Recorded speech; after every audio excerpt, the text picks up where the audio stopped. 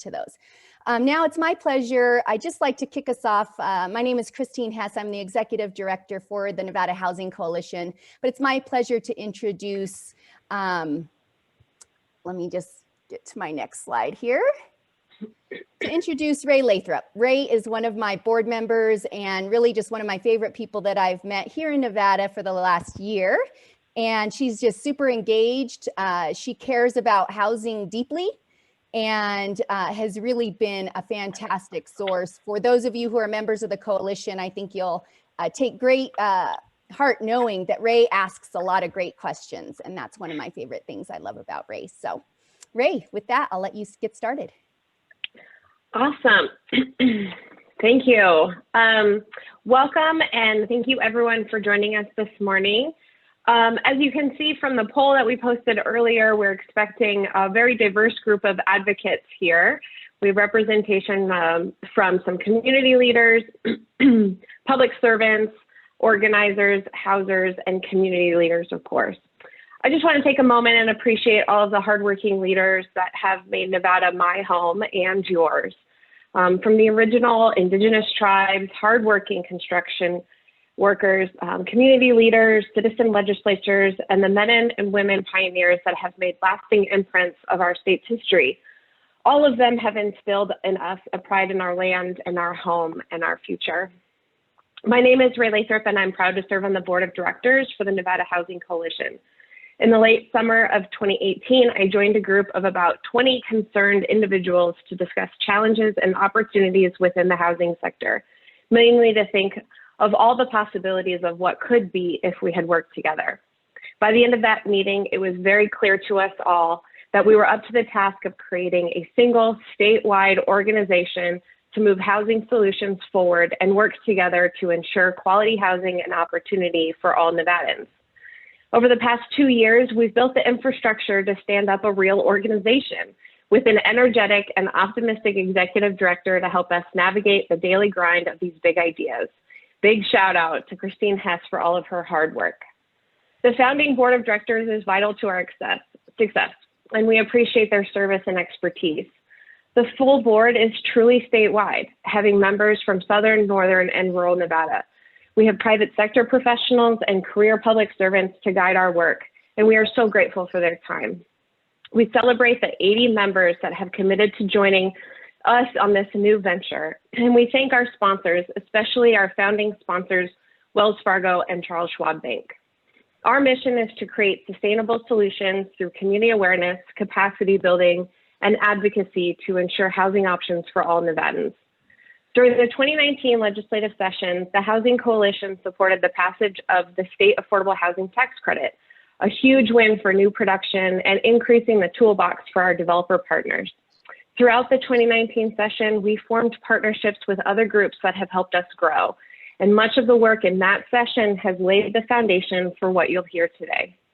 As we head into the second legislative session of our organization's lifetime, we'll be talking through how we use education and collaboration and advocacy as the actions to fulfill our mission.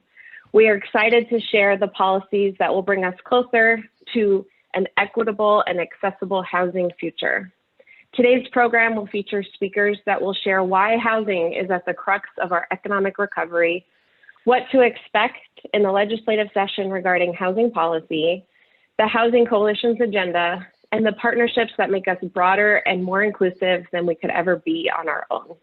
We hope you'll join us over the next few months in the session with our work and long into the future.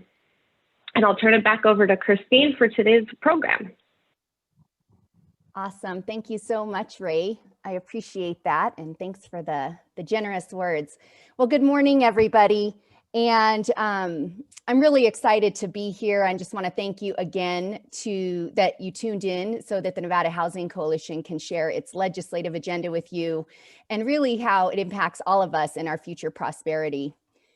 Listening to the governor's State of the State on Tuesday, I couldn't help but feel how central housing is to our success through these challenges and beyond. The vision for a healthier Nevada, more and better and stronger education, and an even stronger economic prosperity is what we need. I know each and every one of us is cheering this vision of hope and prosperity for all. However, alongside my optimism, I also feel an even greater urgency to double down on our efforts to help all Nevadans have access to housing that they can afford. Housing is central to, housing is central to our health outcomes. Housing is healthcare. Housing is central to our educational success, for the recruitment and retention of our teachers, and the stable and safe shelter of our children. And housing is essential for our workers so that our businesses can grow and new industries in our state can lay their foundations. It's shocking to hear that the average home price in Reno hit $500,000. I saw that in the AP, you probably did too. According to the Lead Institute in November of 2020, Washoe County saw a 27.2% year-over-year increase in single-family home prices. Carson, 19%. Laughlin, 16.2%.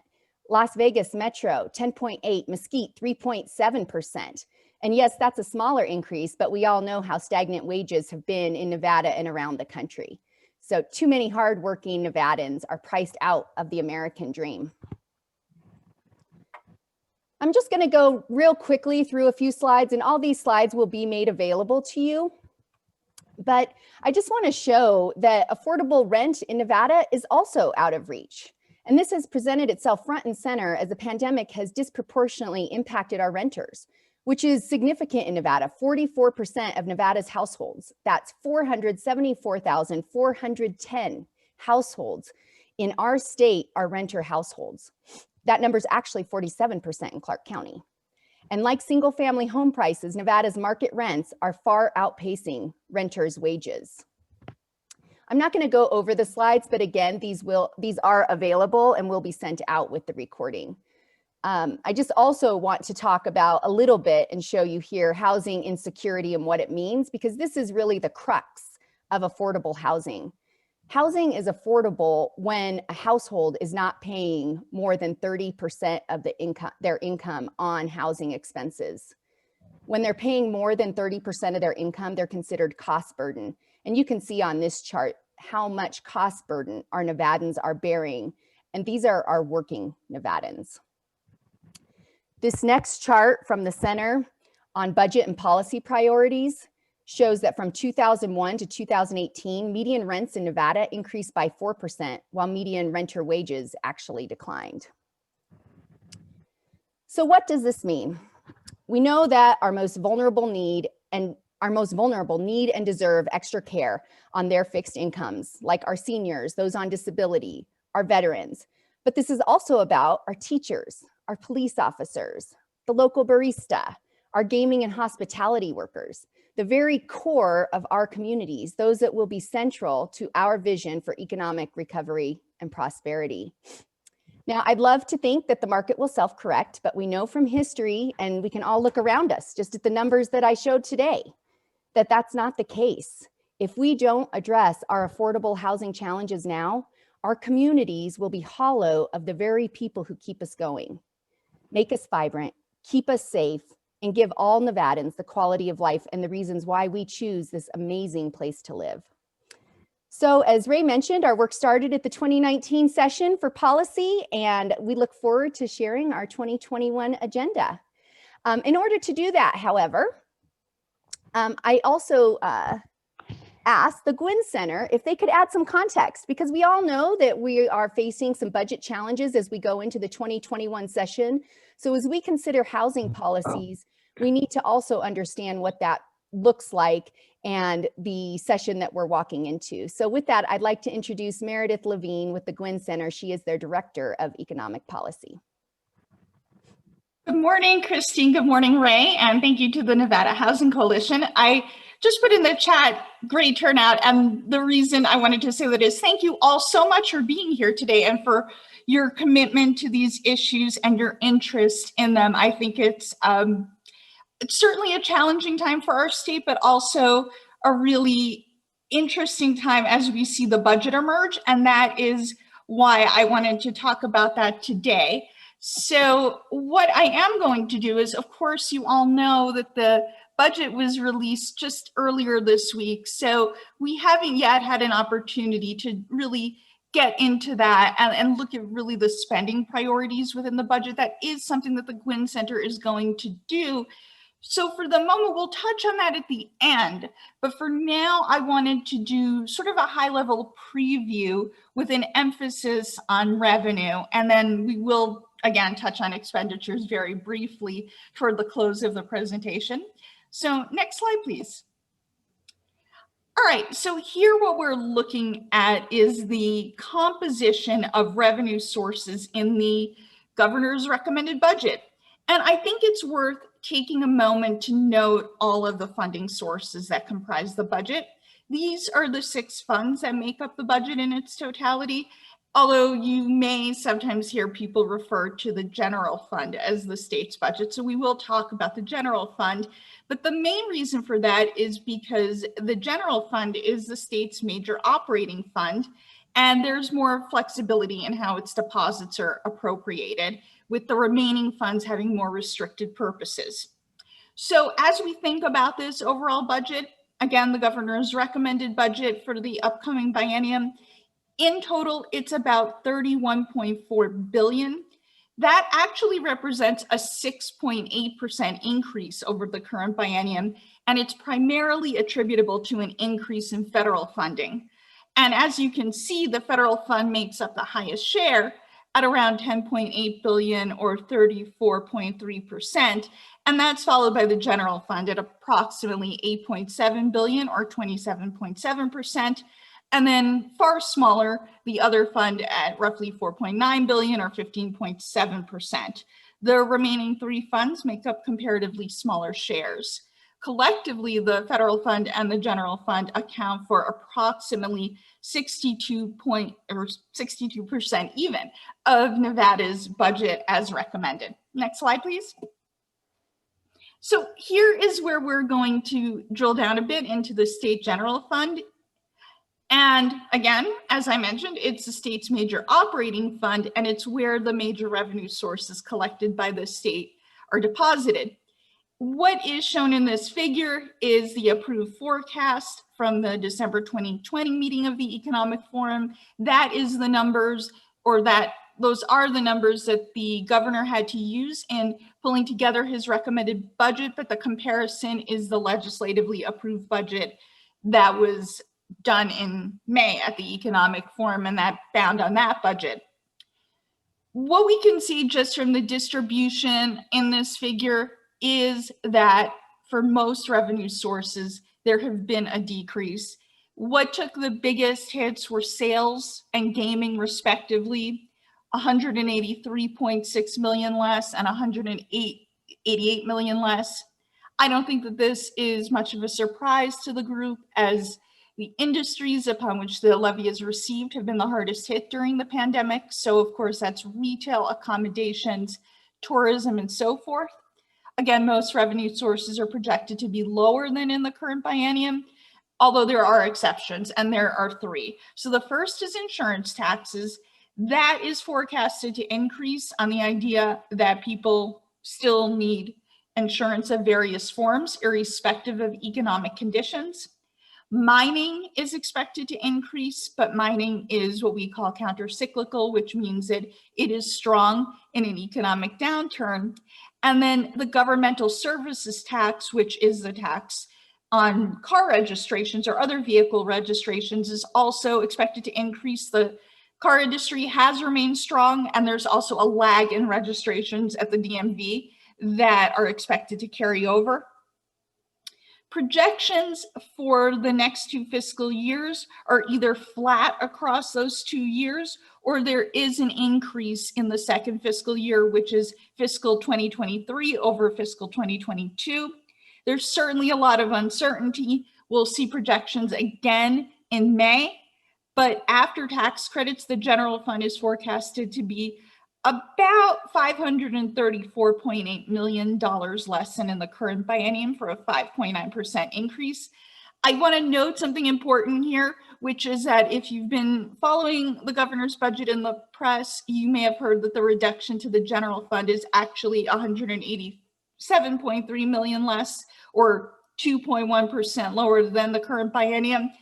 There's a difference between that and 500 million and the 5.9% decrease, but this distinction is in revenue versus expenditures. I can detail sort of the accounting behind that further in Q&A, but the bottom line is that general fund operating appropriations are lower than total unrestricted general fund revenue. And so that is what explains that discrepancy for now. Next slide, please. This figure shows the contribution of the various revenue sources to the general fund for the upcoming biennium. Even with the biennium to biennium decrease, sales and use tax is the largest contributor at nearly 30%. It's followed by the modified business tax, which is a payroll tax at 16.7%, and then gaming taxes at 16.6%. That actually flips from the previous biennium in which it was sales, gaming, and then modified business tax. The projected increase to insurance taxes is helpful. It's the fourth highest contributor, and it accounts for more than 10% of the general fund. The remaining taxes and non-tax revenues provide smaller shares. So I mentioned that mining taxes are forecasted to increase, but they make up only 1.3% of the general fund. And similarly, the increase to the governmental services tax will not offset losses to some of the larger revenue sources as it contributes less than 1%. Together, sales and gaming taxes make up nearly half of general fund revenues. I think the total is something around 46%. Next slide, please. All right, this shows the adjusted state general fund over time. Here, again, we're looking at operating appropriations. So this is the money available for appropriation within the general fund. It is adjusted for inflation and for population. And we also show the non-inflation adjusted amount.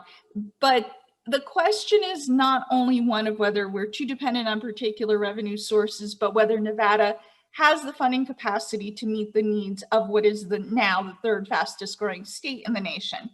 So in general, what we're seeing is that after the adjustment for inflation and population between fiscal 2007 and 23, general fund revenues per capita have declined somewhat, but have only approached $1,700 per capita once and have remained generally in the $1,200 to $1,400 per capita range. The decline was most acute during the Great Recession, so you can see that real drop off during the the gray shaded area. And then, I mean, we can talk about sort of the details of, how that moved, but generally speaking, you can see sort of those downward trends.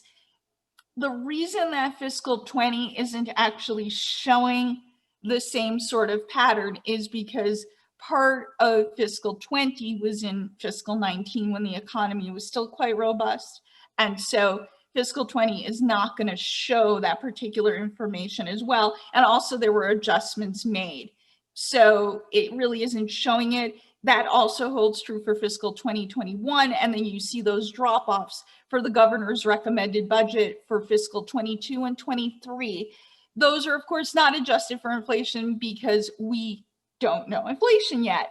But I think it's worth noting this, which is that in inflation adjusted terms, the overall general fund will have increased by 12.5% between fiscal year 2007 and fiscal year 2023. However, once you take in that per capita adjustment, you see that if the current dollar amount were to hold at about 1,323, the real dollar per capita general fund amount would be about 14.9% less than it was prior to the Great Recession in fiscal 2007. So what this suggests is that while the overall general fund has grown and has kept up with inflation, the general fund is not keeping up with population growth. Next slide, please. All right, here we are looking at revenue sources in the context of actual agencies' budgets. I will not go through each one, but what I do think it's important to realize is that state budget sizes vary, and part of that variation is a result of the fact that their funding does come from different sources. So We talked about those 6 funds, and here they are displayed again within the context of agency's budget. And so that contribution varies by agency. So in a hypothetical example, when we were talking about 12% budget cuts to agencies as a possibility for the biennium, that was in the general fund. So agencies with a larger share of general fund, like NSHE, the Nevada System of Higher Education, that would be the kind of agency that might take a more direct hit in the context of such a thing as a 12% budget cut. So again, without going through those details, you can see, for example, that DHHS has a budget that's about 2.5 times higher than the next largest agency, which is NDE. However, again, their revenue compositions are quite different. And so were we to look at a graph where we looked at it as share of the general fund, NDE and DHHS are actually relatively equal. I also want to note that some agencies don't receive money from certain funds. That would include, for example, the Department of Transportation, although we will see in just a moment that I believe transportation is scheduled to take something of a hit, and there's a reason for that. But again, it really just depends on where the revenue is coming from and what that looks like. So in the upcoming biennium, as we might see more federal money, which is the expectation that Governor Sisolak mentioned, that could actually increase some agencies' budgets. Next slide, please. So this is the one that we're really going to conclude on, and it is our initial look at the difference in spending levels from the current biennium to the upcoming one as proposed in the governor's recommended budget. I did talk about that distribution of revenue sources in the previous slide, and I think, again, it's important to note here because that can really make a difference. Despite general fund operating appropriations being about 2% lower than in the current biennium, we do see at least one major increase in proposed expenditures, as the graph shows at DHHS, and which I noted earlier can be attributed primarily to increased federal funding. For this preliminary analysis, we just examined the proposed spending levels for Nevada's 5 largest agencies. That's largest in terms of total budget size. And so if we broke it out, what we see is for these, DHHS sees an increase of about 2.6 billion or 20.5%. NDE, with that general fund contribution being so disproportionate in terms of its revenue sources, is expected to have a budget cut of about 161.3 million or a 3.2% decrease. NSHE at a budget cut of 81.3 million or 3.8% decrease. The Department of Transportation, which if you have questions about that, I can explain why that might be, with a loss of fairly high at 374.1 million, even without the general fund contribution, and that's a decrease of 18.3%. And then the Public Employees Benefit System with a decrease of 117.5 million or 7%. Again, these are over the biennium, so the next 2 fiscal years. The Gwynn Center will be conducting, as I mentioned, some more granular analyses on proposed expenditures, on the budget, etc. So please do keep an eye out for those. And we can turn to the next slide where I will just say thank you and offer up the opportunity to any questions folks may have. Awesome. Thank you so much, Meredith, for that presentation. And it certainly sets the stage. I know from a policy perspective, everybody's like, there's no fiscal note.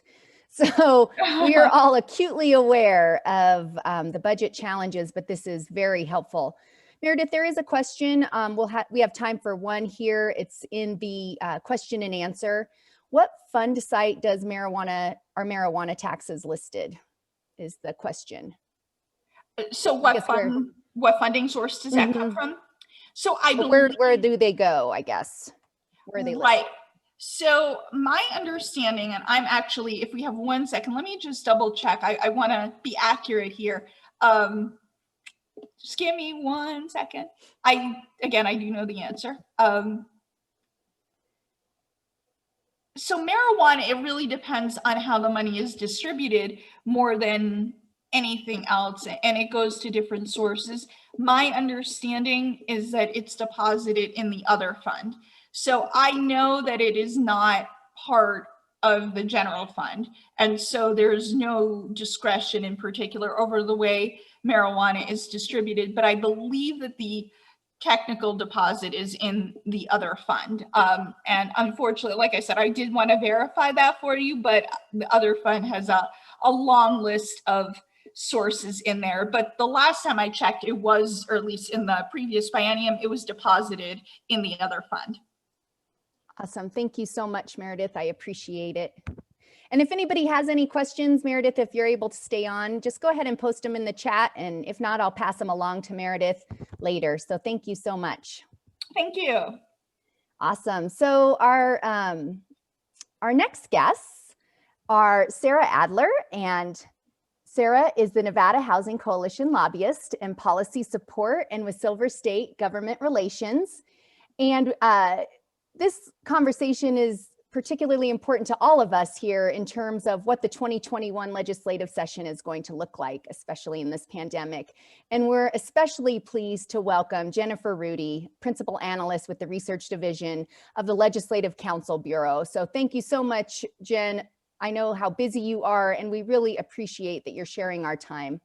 So with that, I'm going to go ahead and pop up one more poll. But Sarah, I'll let you maybe go ahead and get started. I don't know how you and Jen wanted to tag team this. Good morning, everyone, and thank you, Christine. We will start with Jennifer sharing a little bit about Legislative Council Bureau and what we do and don't know about how the procession will roll. So Jennifer. Okay, thank you. Good morning. My name is Jennifer Rudy. I'm the Chief Principal Policy Analyst of the Research Division of the Legislative Council Bureau, which many of you know is referred to as the LCB.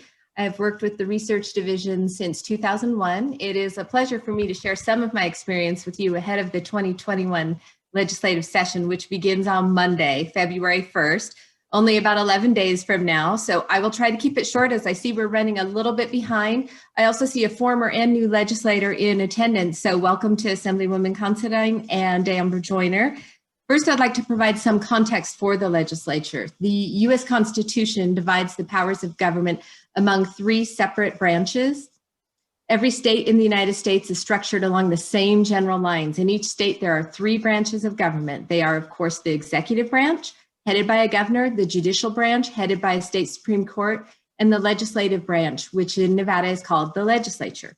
Each branch is largely independent, but generally can do nothing without the concurrence of at least one other branch. The legislative branch is charged with the responsibility of formulating basic governmental policy. It does this by passing laws. The primary role of the governor and the executive branch is to implement laws passed by the legislature. As a practical matter, the executive branch is very much involved in making policy and passing laws as well. Many of the bills proposed each legislative session come from executive branch agencies, including the governor. Although the primary role of the executive branch is to implement law, its role to propose policy also is very important.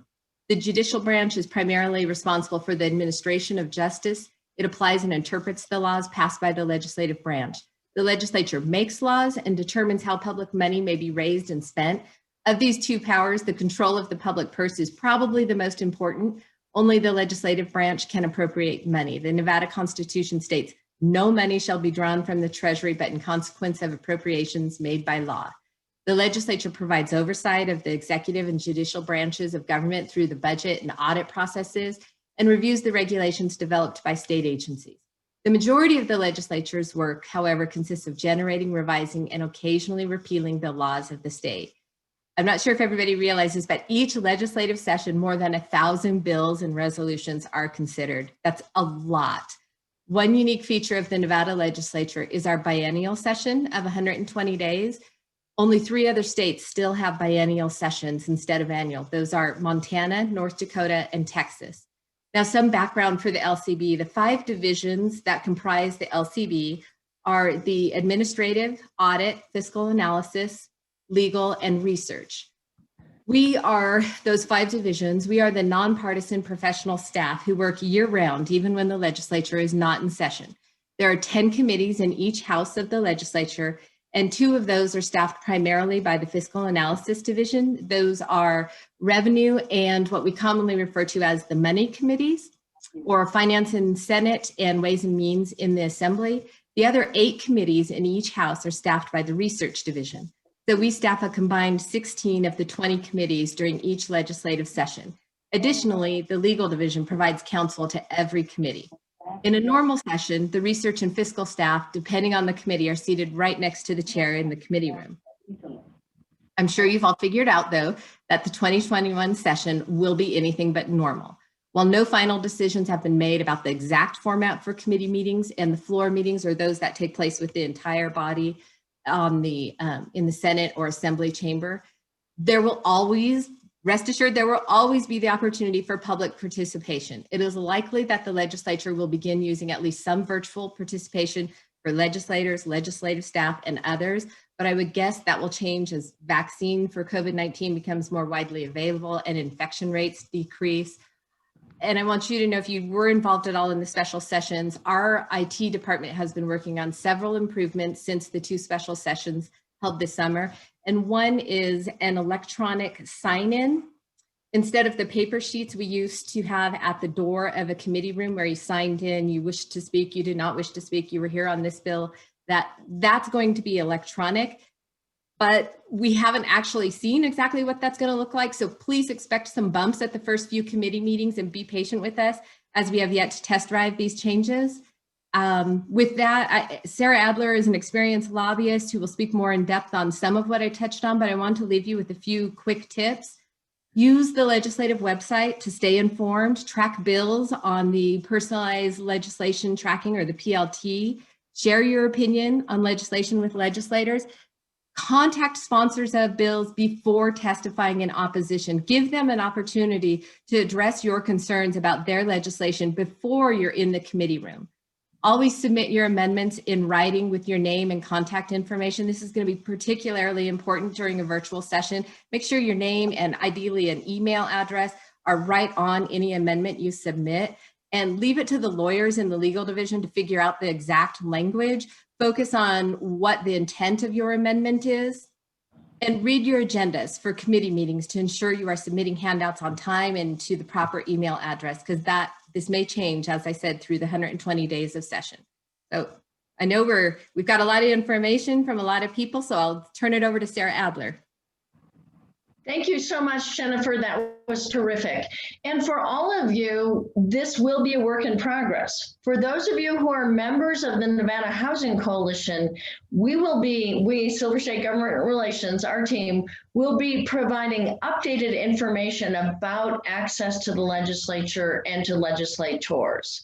Jen just gave some excellent advice, and we will be updating that as the session proceeds. We're on the Nellis slide right now. Nellis is the source of knowledge for the bills that you are interested in, the legislation that you are tracking. And I want to point out here, to me, it's the middle left side of the screen. I had clicked on the legislation button, and now I see share your opinion on bills and resolutions. This is going to be a primary way for you to raise your voice and say, I support or oppose a specific bill, and then share your comments. I think it's going to be critical this session to be able to use that. Legislators, their legislative staff tally the votes that come in there and look at the comments. So this is a very powerful tool for everyone to use. Next slide, please, Christine. And I just want to, I'm not going to go through this in detail. I think many of you know how a bill draft request becomes a bill, and eventually, if you're supporting the bill, you hope gets to the governor. But here on the left side of the screen, you see bills drafted by LCB. It is heard in committee. Committees are where the work of the legislature is done. This is the time for interaction and testimony. Again, if you're a member of the Housing Coalition, you'll know when not only our bills, but we are tracking at this moment 49 bills related to housing. You'll know when those come up. The committee does its work in something called work session and that's where they may amend the bill. We don't get to testify at that point. The bill sponsor is speaking at that point. It goes to a committee vote, then it goes to a floor vote in the full House. Say we started in the Assembly. It passes the Assembly. If it does, then you do rinse and repeat. You repeat the same process on the Senate side. Over here on the right-hand side is what we call the 120-day calendar. You can find that right there on the legislature front page. What this means is if your bill hasn't made adequate progress, it dies for lack of a hearing. And this is where we love and support our bill sponsors. We rely upon them to get the bills introduced, to get them introduced into committee and to start the process going. Got a little smiley face there on concluding the budget on May 20th. I'm not holding my breath, especially in a year like this. But that is just a quick piece of basic legislative information. And let me check question. Nope, I think we're all set. So thank you very much, and I'll be back with you soon. Thanks, Sarah, and thanks, Jennifer. That was super helpful. And Sarah, you referenced kind of our calls to action if you want to stay engaged. Be a member and you'll get these updates. Sarah and her team have been incredibly helpful to the coalition, already doing some work, getting to know the bills.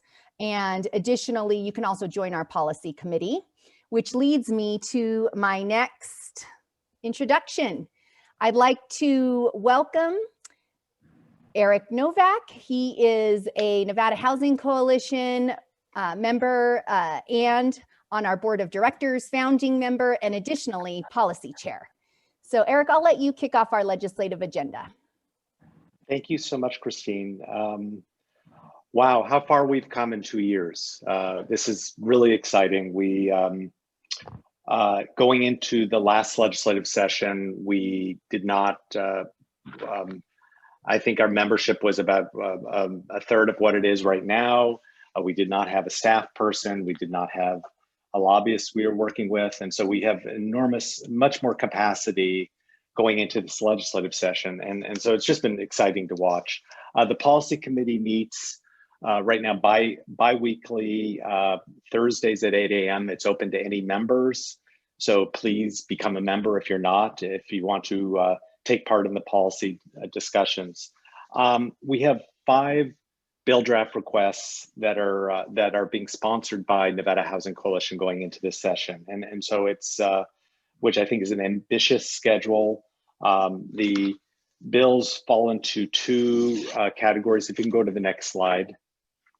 And those are broadly production and preservation goals, and then access and equity goals. One of the prerequisites going into this legislative session is there can be no fiscal impact, and so all the bills that are being proposed are do not cost money. They're things that we thought they're either providing additional tools for local governments to support affordable housing, keeping existing tools in place, or expanding access to housing for low-income renters. And just to briefly go, we're going to walk through each bill individually. All of them have homes at this point, which is also exciting, so that we have a sponsor for each bill. One has already been introduced. The other 4 are in BDR form right now. And just briefly to go through them, the bills that fall under production preservation, BDR 651, which is the that in the last session we created a state tax credit, and but that would, the primary source of funding for the tax credit was going to be gaming taxes, and because of COVID, we're asking to extend that for 2 years and to make some technical corrections to it. SB 12 is a bill to provide early notification for to local governments for when subsidized housing programs are 12 months from expiration of affordability. And so this is emphasizing preservation. It's much less expensive to preserve what we have and than to build new. Then the other two in the production preservation bucket are BDR 850 and BDR 807, which are both related to amending sections of NRS 250 related to land, basically expanding the tools of local governments to promote affordable housing. And then the final bill, BDR 778, is related to protecting a source of income protection for renters, and primarily if a renter has Section 8, that they cannot be discriminated against when they're looking for affordable rental housing. And I think, trying to think if there's anything else we want to, we're just going to jump right into the bills. And so what I want to do is introduce Bill Brewer, who will be discussing the first bill, which is the extension of the timeline of the state tax credit. So thank you. Thank you, Eric. Appreciate this opportunity to visit with everyone and visit about this particular bill. As most of you familiar with housing know that this tax credit was passed in the last biennial legislature, was a great victory for housing. At the time, it was the first housing legislation that, or housing funding legislation that the state had approved in many, many years. And so we're very excited about that. What took us, we had to have some time to get the regulations written, and then COVID happened. And so it's a 4-year pilot program to begin with. What this bill essentially does is extend that time period for a couple of years. We do estimate that the bill will help create 500 to 600 units of affordable housing. So it's an important thing for Nevada. And we do want to extend that timeline for the award of transferable tax credits for projects, extend that deadline from June the 30th, 2023 through June the 30th, 2025. It would allow this pilot program its full opportunity to see how it might work in creating affordable units in Nevada, and it would also make a few technical revisions to make the program more useful and functional. And of course, as Eric mentioned, there are no fiscal impacts with the bill. Thanks, Eric. And Eric, if I may, Assemblywoman Gonzalez does have a tight timeline this morning. Can we move to the bill that she's sponsoring for us? Sure. Assemblywoman Gonzalez, for ours, I know we're going to the access and equity with the source of income protections, but if it's okay, we'll go ahead and do that, Eric. I'll move to Yes, okay, please. Thank you.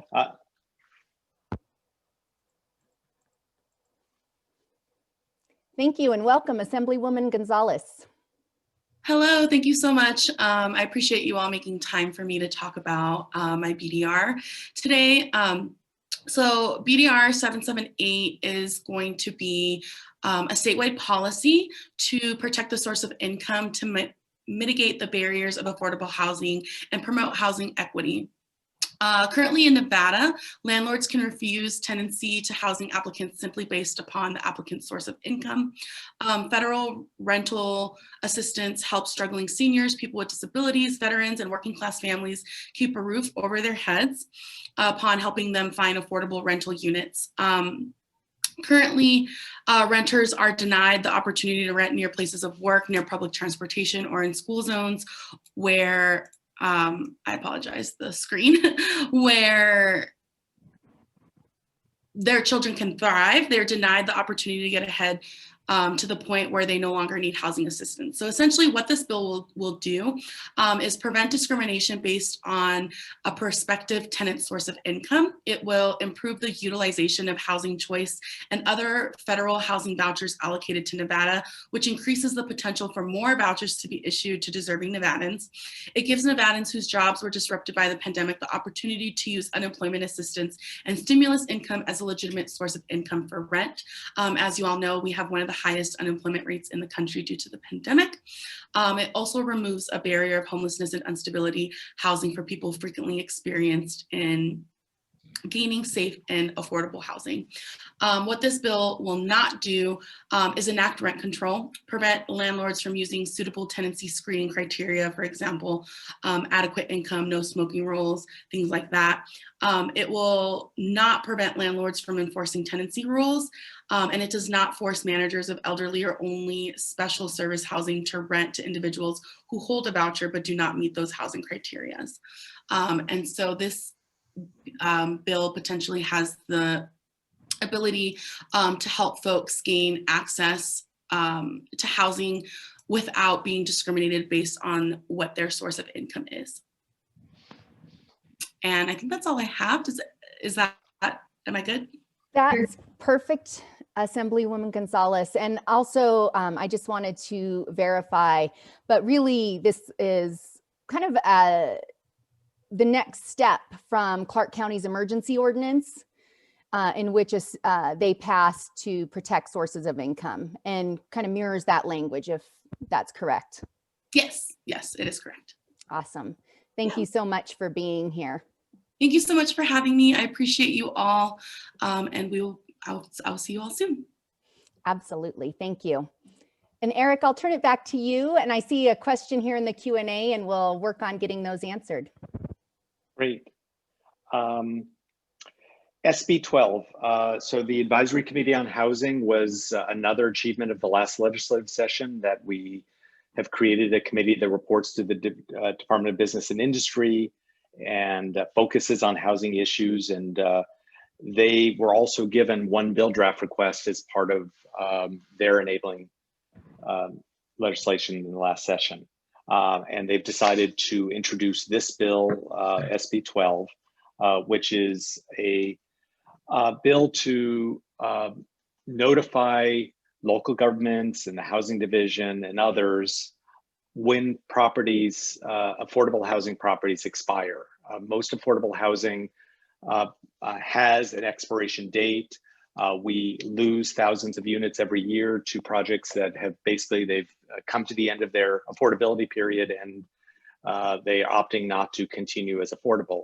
What we'd like is the ability to step in as private owners or as local governments to preserve that housing, which we think will be is in the public benefit to preserve. So all this does is notify the party, responsible parties that projects are expiring.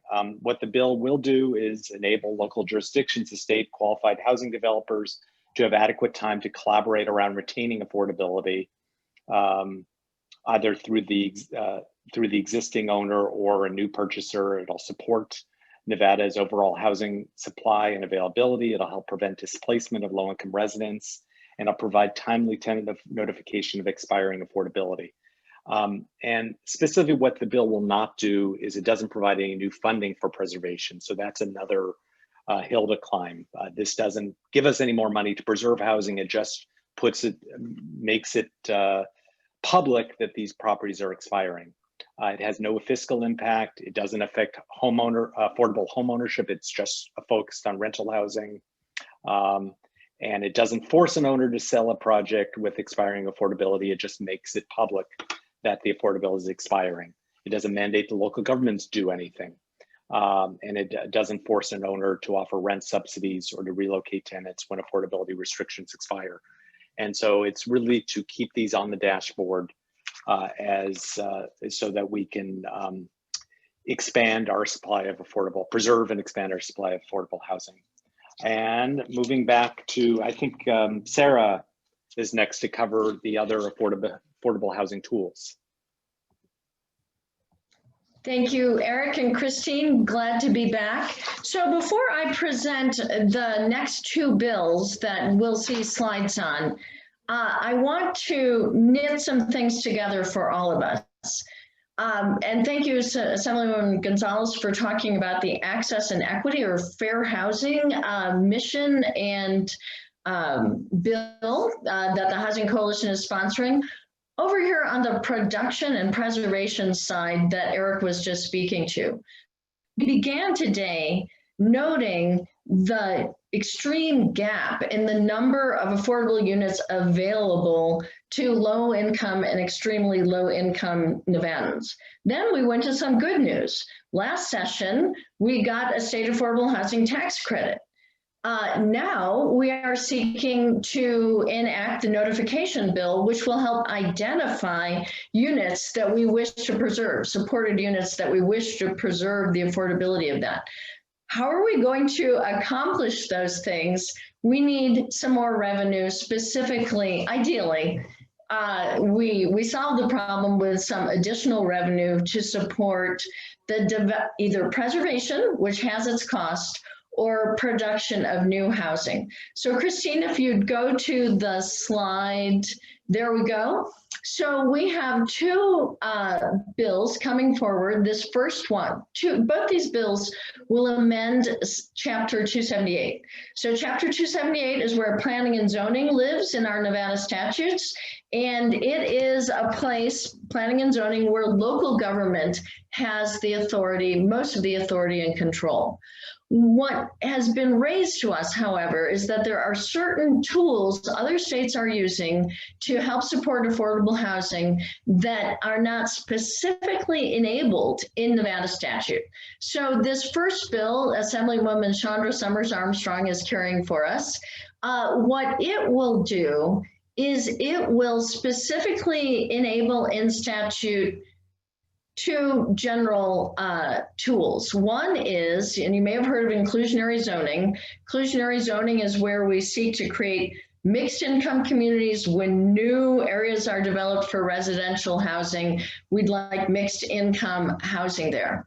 If a community or if a developer does not choose to create mixed income, this is the next tool, the ability to charge a fee in lieu of creating the mixed income housing. That in lieu fee would be forced to go into a restricted fund or an affordable housing trust fund to be used only to support the creation of needed affordable housing. That's tool number one.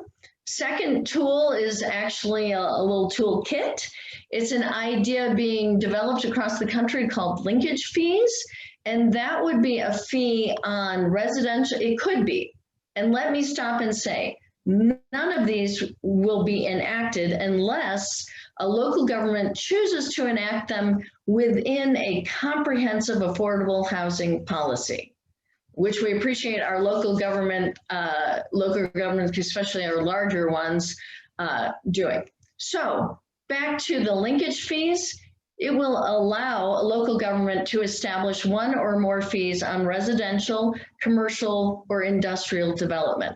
A very little bit of money added to those developments in terms of a few cents per square foot could accumulate into very significant affordable housing dollars that get leveraged with federal debt. So the leverage and production is critical. What's key here is that commercial and industrial development, they too drive up the cost of land. They too create demand for housing that isn't, and it's not paying a housing wage, what Christine showed us earlier about housing wages. So it's an opportunity for local governments to enact with all of their development sectors if they choose to do so. So that's BDR 850. If we go on, Christine. Thank you. Our next bill is also in amending Chapter 278. This will be carried by Assemblywoman Elaine Marzola. This will again emphasize that those tools I just explained are enabled, legitimate for local governments to use. Also, it will ask our larger jurisdictions of 100,000 or greater are required to have an affordable housing element in their local master plans. So this bill will ask our local jurisdictions to do some more forecasting, some more solid estimates or forecasting, nothing that they will be held to, but more solid forecasting for preservation and production. These are time-consuming and expensive activities, preservation and production. You got to look out 5 years if you're going to know what is going to expire and might we preserve it. So it's asked our local governments to do some more forecasting, and it is going to ask the State Housing Division to apply its subsidy to local governments that are really doing an active job in seeking to preserve and produce. So that was a lot of information. Again, if you join the Nevada Housing Coalition, you'll be getting more information on all of these bills, and you'll be getting continuous updates and ways to participate in supporting these bills. Thank you. Oh, let me say one more thing. 49 bills we're tracking, 16 of them fall in our access and equity bucket, our fair housing bucket, 6 of them in our production and preservation bucket, and there's 2 that stabilize local government revenues. NACO and League of Cities both have bills that are very important. And then there's 25 question marks. We don't know, it might affect affordable housing, but we're not certain at this time. Okay, done.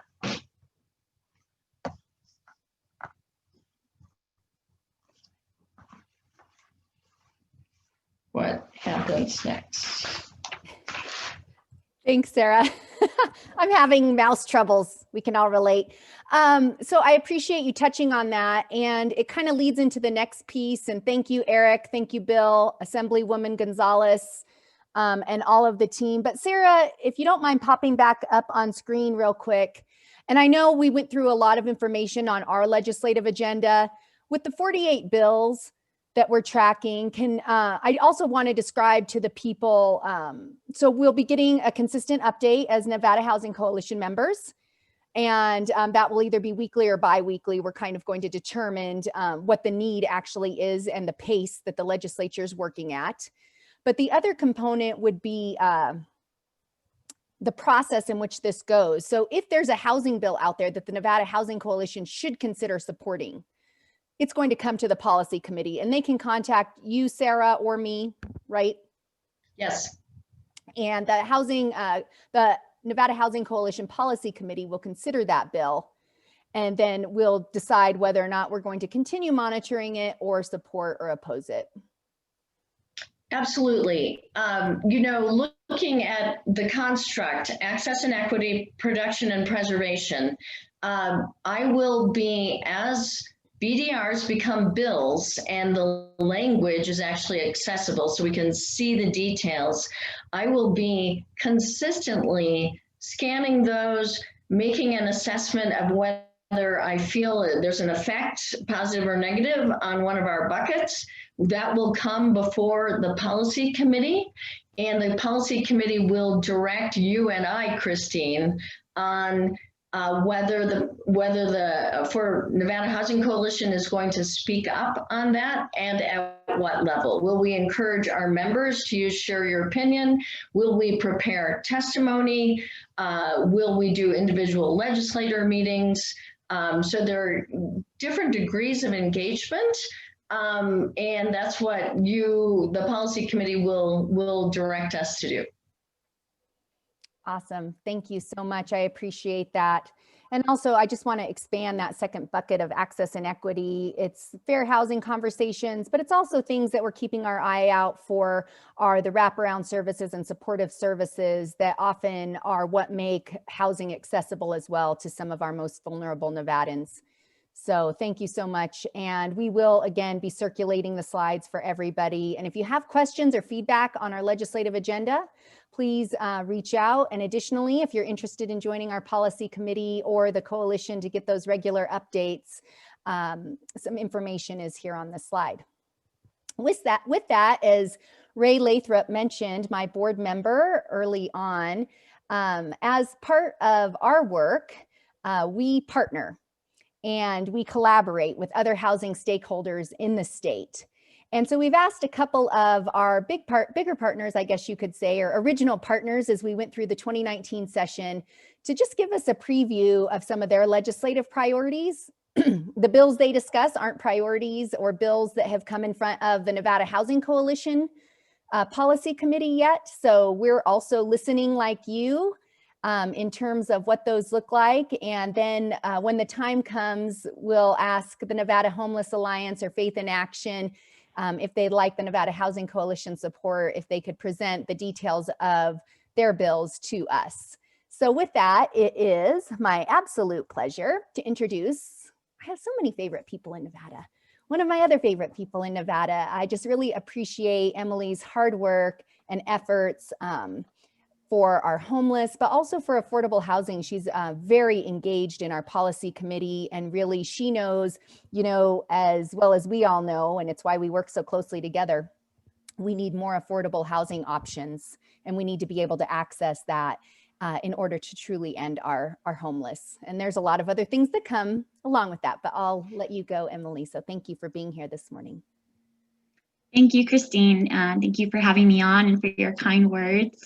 And good morning, everyone. As Christine mentioned, I'm the Executive Director of the Nevada Homeless Alliance, and our organization works to bring people together to solve homelessness.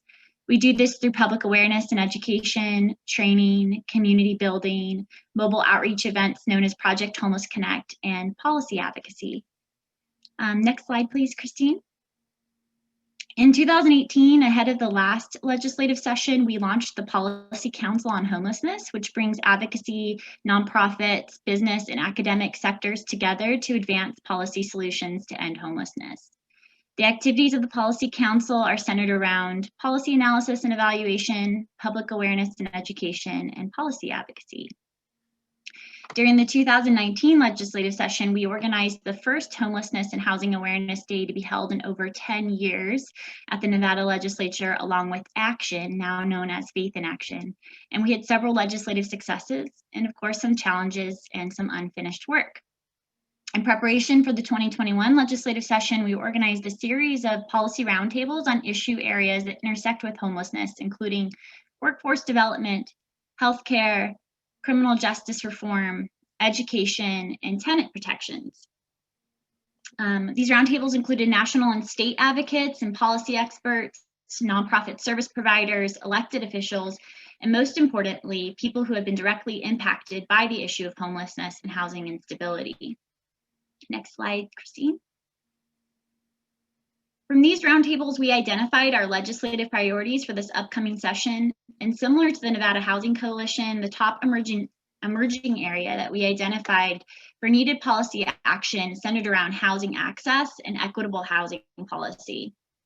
Throughout the state, and particularly in Southern Nevada, we lack adequate funding to take evidence-based practices like permanent supportive housing and rapid rehousing to the scale necessary to meet the needs of the community.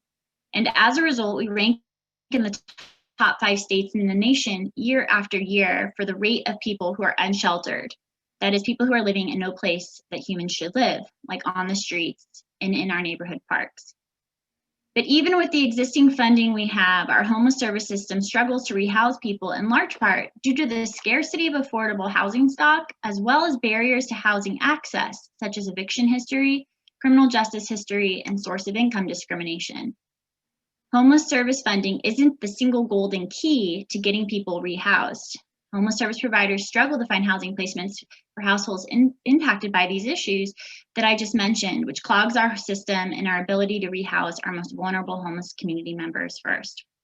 So while we address the need for more affordable housing stock and more funding to support evidence-based programs, we also need to remove inequitable barriers to housing that cause housing instability and prolong episodes of homelessness. This session, we are supporting legislation that will improve and expand automatic eviction ceiling processes. Eviction history is cited by people experiencing homelessness as one of the leading barriers to exiting homelessness in Southern Nevada during the annual point in time homeless census. A single eviction can cause long-term housing instability for households, and the process to seal evictions is complex, time-consuming, and difficult for people to take the time to do when they're struggling to keep a roof over their heads.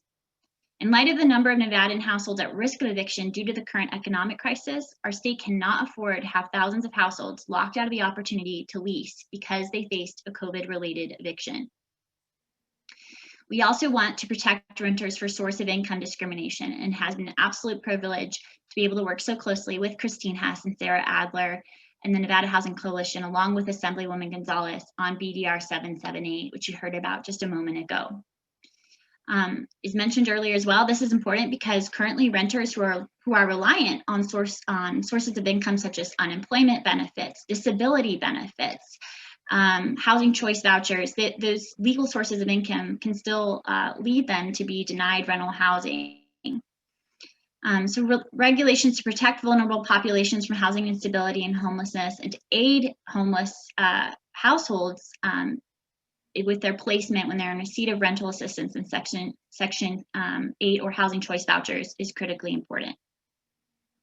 Also under access and equity, we are interested in supporting legislation that will enact fair chance housing legislation, by placing limitations on how conviction history is considered on rental applications. There are currently no limitations on what criminal background criteria landlords may use to deny rental housing, and there's limited transparency on the specific criteria landlords use to deny rental housing around criminal background. Criminal background is cited by people experiencing homelessness as a leading barrier to accessing housing in the annual homeless census. And a prior conviction should not be a life sentence to experiencing housing instability. Next slide, Christine. Additionally, we are supporting legislation focused on expanding and improving services that will prevent and end homelessness. And some of these, at first glance, you might think, well, what does that have to do with homelessness? And hopefully, as I go on, that connection will be made clear. We want to see expanded internet access for low-income households to take full advantage of workforce opportunities, social services, and education platforms. Internet has become an essential utility required to access education at all levels, as well as to apply for employment and to access social services and public services. Right now, this includes critical social services like rental assistance. Internet is also not a utility that households can receive help with through mainstream utility assistance programs. So expanding internet access will be an important step to expanding the opportunities households need to be securely housed. And I just want to remind you, these policy areas came to light through policy roundtables that really looked deeply at the intersections of homelessness and education, homelessness and workforce opportunity, criminal justice reform, and so on. So this next one, we learned about this need through our roundtable that focused on homelessness and education. So we identified a need to reform school discipline regulations for students experiencing housing instability and homelessness, including prohibiting out-of-school suspensions. Homeless students do not have a home to go to for off-campus suspensions, and school campuses provide important connections to safety nets such as meals. Establishing a requirement to assess the living situation of a student prior to assigning off-campus suspension may also help to identify students experiencing precarious housing situations and refer them to the appropriate Title I HOPE services within the school district, which is equipped to help these students connect to the social and educational services that they need to achieve stability. And lastly, this is a big open question I'm sure that many of you on the call have today, is, what will come next with in terms of enabling local governments to raise revenue for homeless services, or what's next specifically with what was AB 73 last session. We are eager to see what bill drafts come from the AB 73 temporary working group on regional homeless service funding that was enacted last session in lieu of the enabling language that would have permitted local government to pass measures in Southern Nevada to raise funds for homeless services and affordable housing through real property transfer tax and sewer surcharges. The working group has made other recommendations which would enable local governments to raise funds. And again, we look forward to seeing which of these recommendations move forward. This list of legislative priorities is not final. We will be tracking all legislation related to homelessness, affordable housing development, and housing equity, and will continue to update and revise our legislative priorities.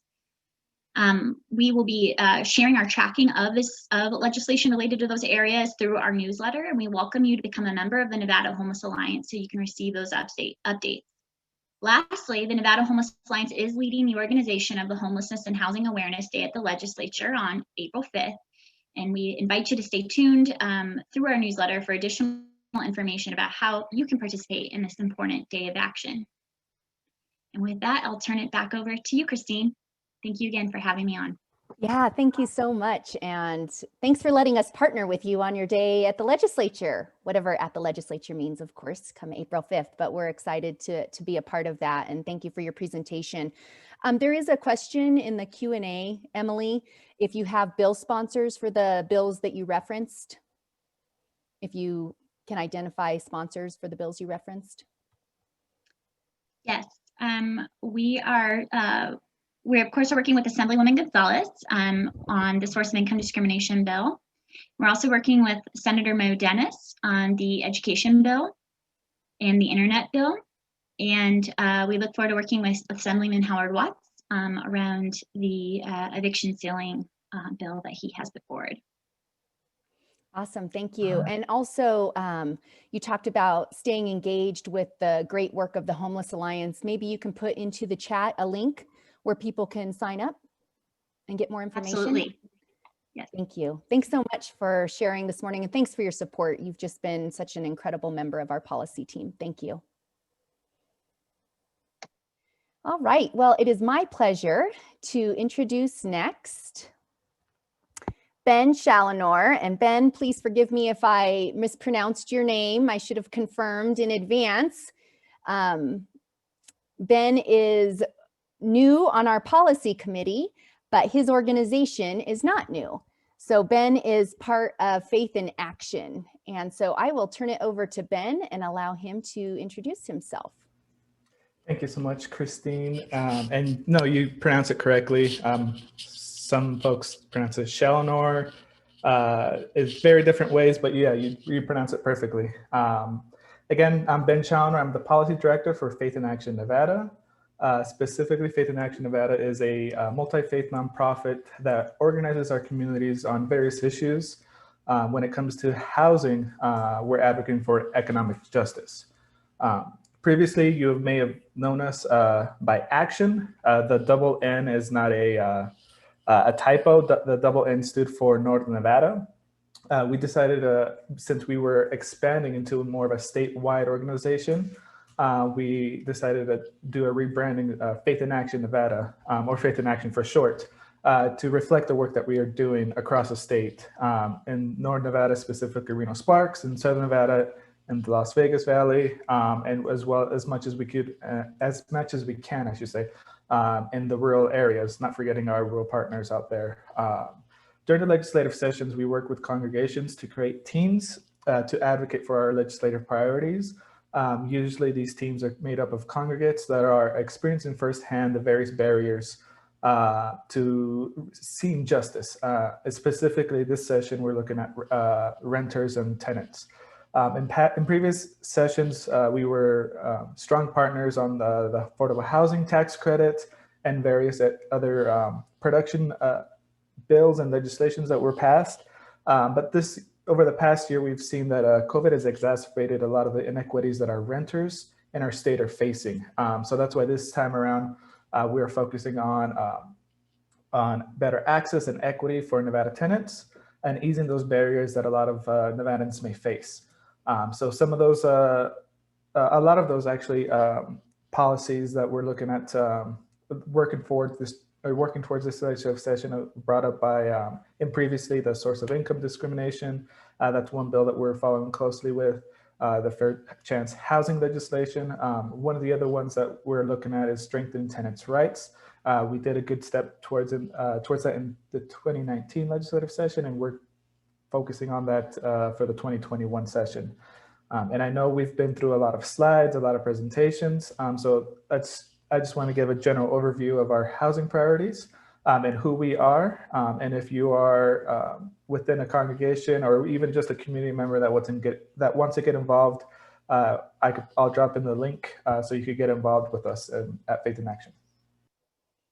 Excellent. Thank you so much, Ben. And could you just describe how you work and move forward these bills with your community, with those who sign up to get engaged? Yeah, absolutely. So we do, in sessions past, we're still trying to figure that out, obviously, due to how the session may look like. But we organize teams within congregations, within communities that that experience these specific issues, and then we train them to be able to go meet with their legislators to advocate on their own behalf. While I may be in the quote unquote building, talking to legislators, lobbying for our priorities, we are making sure that we empower the folks that are facing these inequities, empowering them to meet with their legislators, to be able to go into the committee room, however that may be this time around, to tell their story, to make sure that legislators know that that they see the face to the bills and to all the priorities that we're focusing on. So that's how we're trying to empower our folks to be able to be part of the system, to demystify the legislative session that that Jennifer Rudy and Sarah Adler did a great job at describing earlier. Awesome. Thanks for sharing that, Ben. Christine, I'd like to speak up for a moment. If you could jump way back up to the legislature homepage, I want to make sure everyone is aware of how you find out who exactly your legislator is. And when Christine gets us back up to that slide, it's the homepage of the legislature, which that and the Nellis homepage are where I spend hours a year. But if you look at this, folks, in the right-hand column, most of the way down on our screen here is a click button that says, who's my legislator? What's my district? And this is critically important. You do this before you get used to using the share your opinion slide, share your opinion link. But when you click on that, it will take you to a map. You put in your address. It's just like playing with Google Maps. It's actually ArcGIS, but you'll put in your actual physical address, and you will find out whose assembly district you're in, whose Senate district you're in, and their contact information. Now you want to put in not only your home address, but maybe where you work, where your office is, or where your community of support is, where your congregation is, where your church is, for example. So you can play around with this, put in other addresses that are appropriate to you, and be able to reach out to additional legislators based upon the fact I'm part of First Methodist Church in Carson City, and you represent the neighborhood around our church, for example. So just wanted to highlight that, Christine. Great. Thank you so much. And I just want to, unless I have any other questions, and I think we've rolled through and answered most. And I know, thank you, Ben, for putting your information there. As I indicated, we will have all these slides available. But in the meantime, my contact information's there. Our next policy committee meeting is next Thursday. And during the session, we will be meeting every other week. We'll be considering and finding out more information on the bills, again, that we're tracking, which Sarah talked about, the 48 bills with housing in it. Of course, that's narrowing down when we consider Nevada Housing Coalition's legislative priorities. But if you want to stay in touch with that and really dig in, please join our policy committee, and you can reach out to me directly. There's my email, that phone number. Also, you can text, call, however works for you. And also consider becoming a member of the coalition if you'd like to receive updates. So just want to thank everybody for their time. I don't see any additional questions, and I know it was a lot of information, but we're going to give you back 9 minutes of your day. So just want to say thank you all, and thank you to our speakers, Ben, Emily, Eric, Sarah, Bill, Assemblywoman Gonzalez, Meredith, the Gwynn Center. We really appreciate you all so much.